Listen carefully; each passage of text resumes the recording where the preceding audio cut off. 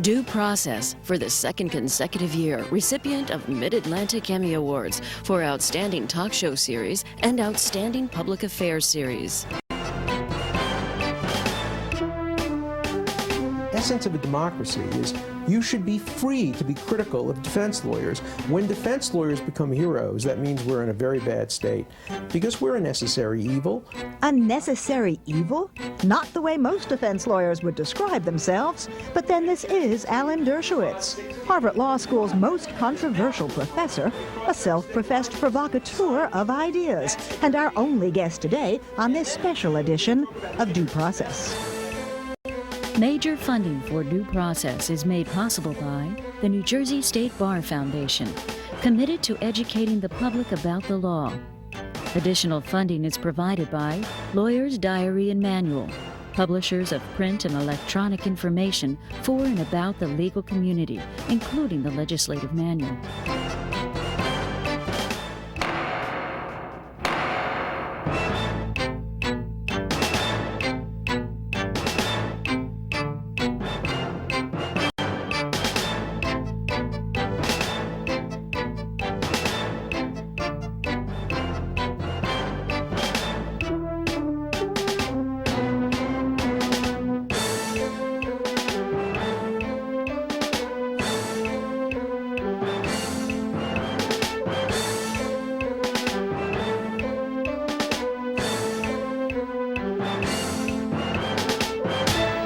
Leona Helmsley, Klaus von Bülow, Mike Tyson, even O.J., just a few of his more notorious clients. But his home is more the classroom than the courtroom.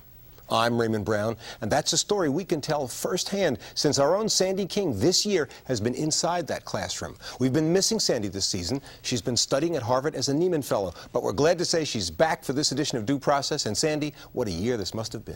Raymond, you can't imagine what it's been like to do psychology with Robert Coles, history with Cornel West, literature with Skip Gates, and law with Alan Dershowitz. The class was Concepts of Justice in the Bible, not your conventional law school curriculum and not your conventional law school professor. This was the outrageous Alan Dershowitz, who juggles caseload and course load and still writes 1 million words a year. Is the defendant so unpopular, so hated, so despised, that it may be difficult for other lawyers to represent them? I have tenure at Harvard. I can't be fired. I have no excuse for saying I won't take this case. Alan Dershowitz is not only one of America's most famous attorneys, he is also one of its most controversial. Look, I know I'm a lightning rod for controversy and criticism. What else can you expect from a lawyer who has taken on lightning rod clients? From O.J. Simpson and Klaus von Bülow to neo-Nazi lawyer Matt Hale and Queen of Mean Leona Helmsley. When it comes to somebody who's despicable and hateful and nobody else will take him, that's my job. That's why I guess somebody once called me the lawyer of last resort. When a person can't get another lawyer, they know they can get me. For most lawyers, that would be too much to handle. For Dershowitz, it is just one part-time job. I wouldn't want to be a full-time writer. I wouldn't want to be a full-time litigator. If I had to be, if they told me that I had to be a full-time something, it would be a full-time teacher. Why should this guy go to jail? Not just a teacher and a writer, but perhaps the best-known law professor at the most prestigious law school. The president of Harvard a few years ago got a letter from an alumnus offering to pay an enormous amount of money to the university if I were fired. And the president wrote me a nice note saying, you don't know how much it costs us to keep you here. He graduated from Yale Law School, but he's been teaching at Harvard since he was just 25. Look to the law books. That's what we look to. Does that make sense from the point of view of social policy? I was scared as a 25-year-old teaching, law students. Must not have been too scared because by 28, you were full professor here? Yeah. The youngest ever? Well, I hid my fear. All that from rather inauspicious academic beginnings. In Brooklyn, in yeshiva, where he was anything but a star. I was a terrible, terrible student in elementary school. The proof, my report cards. I got a D in works and plays well with others, a D in respects the rights of others. I love that one, you know, as a civil libertarian. A D in conduct, of course. In fact, his mother was so concerned about her Avi, that's what he was called back then, about whether he could ever make a living, that she took him to the New York State Bureau of Employment, where a counselor said it might not be hopeless. This is to reassure you that, as I told you in a telephone conversation, that insofar as we can discover, there is no reason why Alan cannot go ahead and perhaps someday even become a lawyer. By Brooklyn College and then Yale Law School, there were no longer doubts about the Dershowitz talent or mind, but there were some problems of another kind.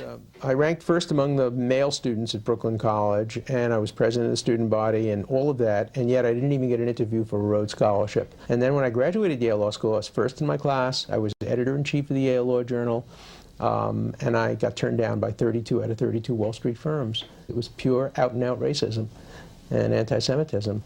Joseph Lowe, Shmuel Lowe, Vashi Londoner, Esther Lusthouse. I'm a Jewish lawyer in America, and I couldn't be the kind of lawyer I am without the Jewish background that I had in studying the Torah, the Bible, and studying the Talmud and the various interpretations. That's what taught me how to think. It's what gave me my sense of morality. And though his faith may be informed by the same kind of skepticism he brings to the law. I don't believe my clients. I don't believe the prosecution. I don't believe the judge. I don't believe anybody. Alan Dershowitz still studies Talmud and even teaches a law school course in biblical roots of American justice. But even among Jews, he remains a controversial figure. Maria Kummerling, Wilhelmine Ivanovsky. When he joined the effort to free Israeli spy John Pollard, he became the darling of some in the organized Jewish community. But that quickly changed when he took up the case of neo-Nazi Matt Hale, denied entry to the Illinois bar on the basis of ideas. Nobody should hire him as their lawyer. He's despicable, and if he were struck tomorrow by lightning, I would shed no tears. But he wasn't struck by lightning. He was struck by a character committee which created a terrible, terrible precedent for the law that today affects a Nazi, tomorrow could affect a black Muslim, the day after tomorrow could affect a member of the Jewish Defense League, a radical feminist, or anybody else who's not within the mainstream. And it is just those clients not in the mainstream who have made Alan Dershowitz so admired and despised. That, along with his 14 books, translated into at least that many languages, and even a movie based on one of those books, the story of his role in the case of Klaus von Bülow. Professor Dershowitz. Dr. von Bülow. 2 injections of insulin already. I'm a doctor. Nobody ever plays you like you would want to be played, exactly. Where do you think he missed? Too excited. I'm much calmer. A calm that he generally manages to maintain, even when he's assaulted by hate mail. Mail that he posts at his office entrance. He says it's part of his teaching here. I have my office instructed only to post the really nasty, negative fan mail because I want the students to see 2 things. One, there's still hatred out there, and there's bigotry, and there's racism, and there's anti-Semitism. It's still there. Second, I want my students to understand what it means to become a practicing criminal lawyer, what kind of hatred it really brings. People don't understand how you could represent somebody who may turn out to be guilty or who you may even suspect or believe is guilty, and they think you're a bad person for doing it. And you have to be willing to live with that. But he does get just a little bit rankled in response to one frequent charge. That was a true prediction. He did, in fact, get impeached. That personal promotion is what he's all about. Well, I was thinking actually of writing a biographical book called Confessions of an Egomaniac, just to take that charge on directly. It's interesting because, as my staff will tell you, I turned down probably 20 requests for every one that I grant. I usually go on television only if I have a good reason for doing it, either because I'm promoting a book or I have a cause or a case or a student is doing a television interview. I am, of course, that student, though I have my reporter's hat back on today. And though I'm back here in Trenton, Raymond, we're going to keep that Cambridge connection going long enough to talk to Professor Dershowitz. And Sandy, we welcome him now from a studio near Boston. Professor Dershowitz, good to have you with us. Hi, how are you? I got to start off on a strange note, though, because I've spent 25 years as a criminal defense lawyer, and I know you vigorously defend the duty of a defense lawyer to provide a defense for the unpopular. But when you said we can never be a hero, and indeed we're necessary evils, I was shocked. Well, what I mean is that if you ever go to a country, and I've been to such countries like the former Soviet Union or China, where criminal defense lawyers are really widely admired and loved, it's a sure sign that there must be tyranny in those countries. In a country like the United States, where the majority of people charged with crime, in fact, are guilty, and thank God for that. We wouldn't want to live in a country the majority of people charged with crime are innocent. I think most people inevitably see criminal defense lawyers as people who get in the way of justice, people who prevent the truth from coming out. And that's not a bad thing. It shows that the society is relatively healthy. It's more of a comment, really, about the function of defense lawyers as representing people who are viewed as the wretched of the earth. I think that's right. But if you ever want to appreciate defense lawyers, go to those countries where they're banned or they're really reviled or put in jail. You know, it was Shakespeare who had one of his characters say, first let's kill all the lawyers. Stalin did it. Mao did it. Hitler did it. They knew who to get first. And yet there are plenty in America who think that, in fact, defense lawyers are the wretched of the earth, Raymond, with apologies to you and Professor Dershowitz. I wonder how bad you think, Professor, legal representation is in this country. I know you've said that one of the reasons that you take death cases, one of the reasons that you are the lawyer of last resort, is that there is not enough good legal representation for people who may need it most. Oh, that understates it. Good is not the accurate word. I recently read a brief that was filed on behalf of a man who was executed a few weeks ago in Virginia. If a student ever submitted a brief like that, he'd be thrown out of law school. Utterly incompetent. You couldn't even understand what the arguments were. I've attended death penalty cases in the Supreme Court argued by well-meaning people who didn't have the foggiest notion what it was about. I represented a man once who, at the trial, at the preliminary hearing, his lawyer had fallen asleep. And that was his finest hour, because it was the only time he didn't really hurt his client. The abysmal level of representation for people who are now on death row, and for poor people, for people who are disenfranchised in this country, is beyond belief. I think we have worse representation in this country than any other Western democracy when it comes to poor people. Turning from general comments about defense function to the specifics, I wanted to know, in terms of clients you select, you have a pretty broad range of choice because you don't do it for money, you do it because of the client.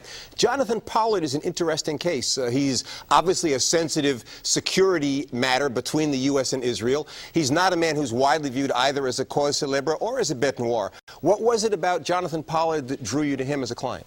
Well, it was the fact that the United States government broke its promise to him. They promised him that if he cooperated and helped in the damage assessment and pleaded guilty, they would not recommend life imprisonment. And then Caspar Weinberger, the Secretary of Defense, did recommend life imprisonment. And I was absolutely convinced that if Jonathan Pollard had not spied for the Jewish country of Israel and hadn't himself been Jewish, he would not have gotten the sentence of life imprisonment. And the Jewish community stood silently by and allowed this to happen. Organized leaders were so frightened and so cowed, and it has had an impact also on other Jews in the national security arena getting security clearance or having their security clearance doubted.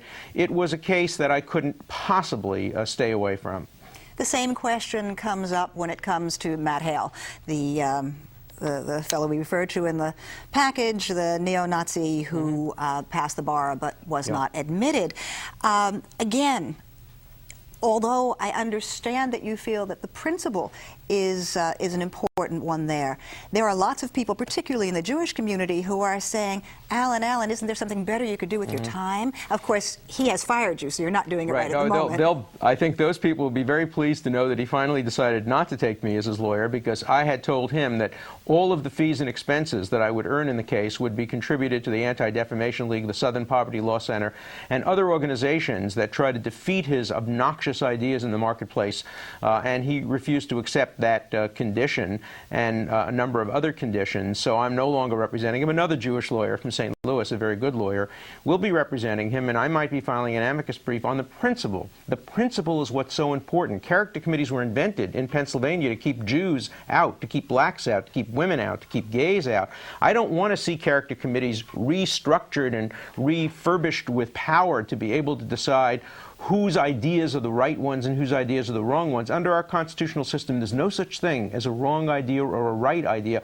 All ideas are created equal. That's not true in the classroom. That's not true in journalism. You can condemn ideas, but people who represent the government can't say, we approve of this idea, we disapprove of that idea. It presents an interesting juxtaposition, because obviously the lawyer who is as well known as yourself brings attention just by being associated in a case. On the other hand, it's always your duty to put the client's interests first. You were joking with Sandy about writing a book, Confessions of an Egomaniac. What would the theme of that book be, especially since some people say you'd rather have Dershowitz out front? Well, you know, of course, you can never deny being an egomaniac, because how do you deny it? You have to deny it in public, and you basically confirm it. You know, 90% of my cases involve obscure people. I never go on television about them, but since the media doesn't cover those cases, it's a self-fulfilling prophecy. They only cover the cases which are media-worthy. So, I mean, that was one of the points I wanted to make if I ever wrote a book like that. It's a very fair point. One of the reasons that I thought seriously about not taking the Hale case is I knew Hale wanted me largely because of the attention I could bring to his case. But I decided I'm not afraid of his ideas. I'm only afraid of his violence. If he ever engaged in violence, he'd be thrown out of the bar. Let him use me to bring his ideas to the public. The public will reject those ideas. Those ideas will be defeated in the marketplace of America. I'm not afraid of his ideology, just his violence. Back to your what you were saying about legal representation and how bad it tends to be, particularly for poor people, particularly for the disenfranchised. You're as smart as any law professor, as smart as any lawyer in this country. Is there a solution? We have this seemingly intractable problem of minorities, poor, not getting a fair shake in our system, whether it's in the street or in the courtroom, and it doesn't seem to be so far fixable, despite, you know, nearly 50 years of saying that we don't think it ought to be.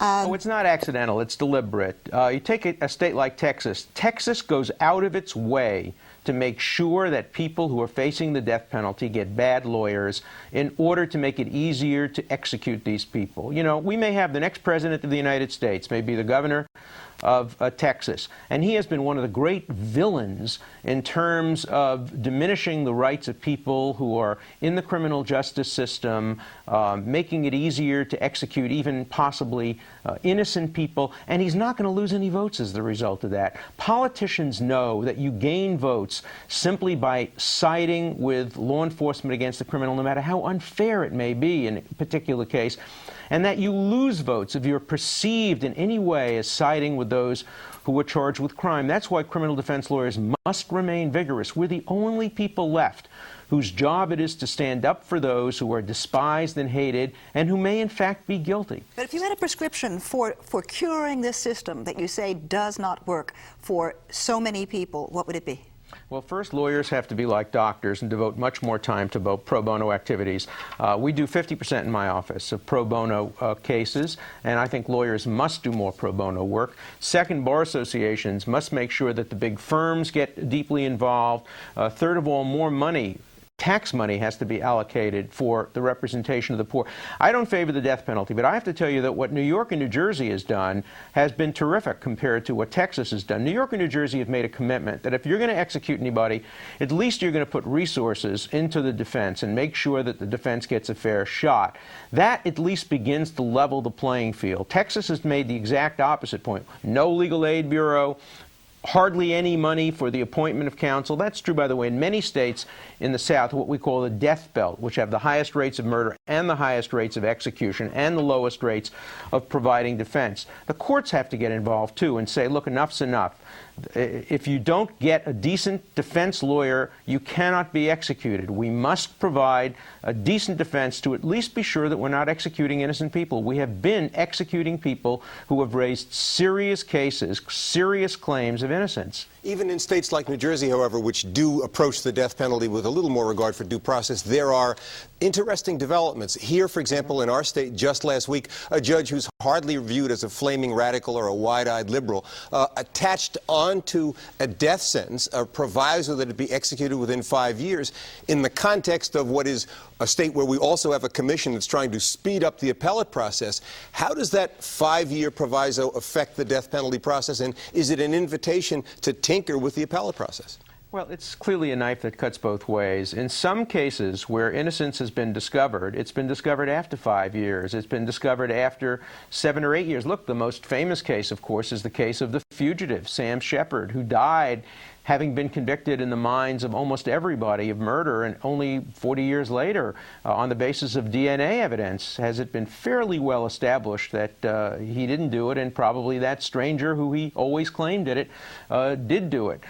So I think we can't have a statute of limitations. As long as people are alive and not executed, we have to make sure they have every opportunity to present their case for innocence.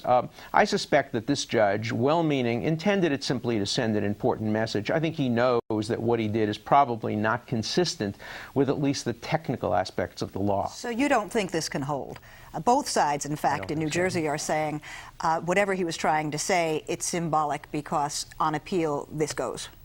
I think that's probably right. And again, it's not even clear that he's sending exactly the right message, because although it's important not to have long, unnecessary delays, sometimes delays are inevitable. None of us wants to move to the Chinese system, where in the morning they sentence you, in the afternoon they execute you, and they send a bill for the bullet to your family. We want to remain a civilized society. Even if we have the death penalty, we have to try to do it in a way that minimizes the possibilities that innocent people will be executed. Well, how does it strike you, as maybe the best-known appellate lawyer in America, if not the world, that there's a constant mantra of saying, look, let's reduce the appeals process in these most important cases? I mean, have we failed in a country that says due process is important to get across the message that there's something happening in this appeals process? Yes, I think we have failed. And one of the proudest moments of my life was winning the Klaus von Bülow appeal, because everybody thought that was a technical victory, and it wasn't.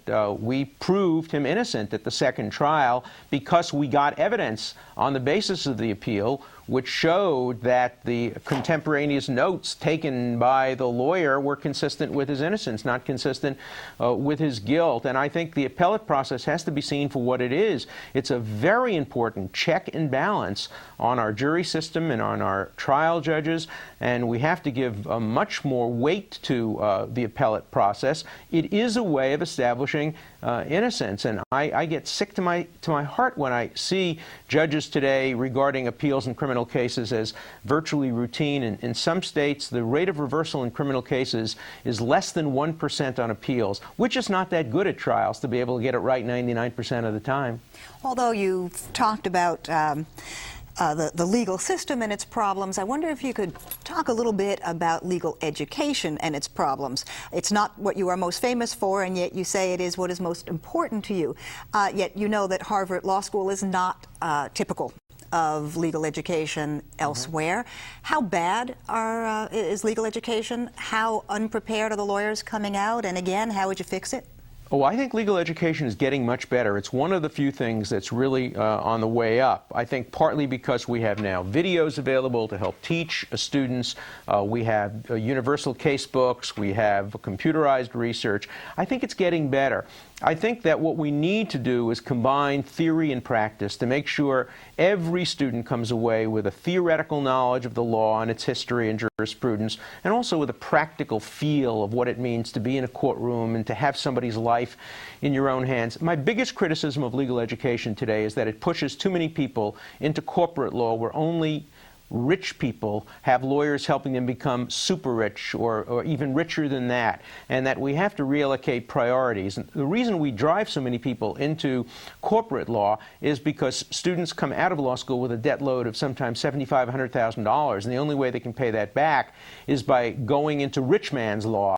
And we need people going into poor women's law and poor men's law, and we have to make sure that everybody in America is well represented if they come into conflict, particularly with the government. And we're not achieving that, and our law schools aren't doing enough to push in that direction.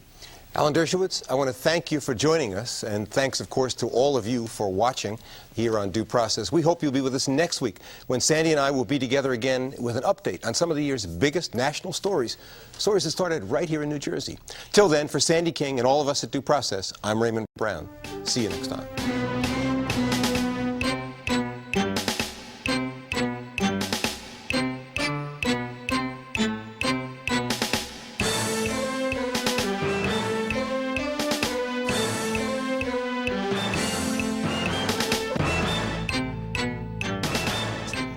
I understand your criticism. I don't agree with it, but the essence of a democracy is you should be free to be critical of defense lawyers. When defense lawyers become heroes, that means we're in a very bad state, because we're a necessary evil.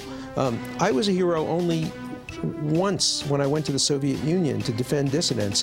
There, everybody treated me as a hero. I don't want to be a hero in America, because if I were a hero as a defense lawyer in America, it would mean that defense lawyers are really needed and that we're on the verge of tyranny. We're not on the verge of tyranny, and criminal defense lawyers are a necessary evil. I like to emphasize necessary, others evil. We are essential to the system, but we're not always to be praised for everything.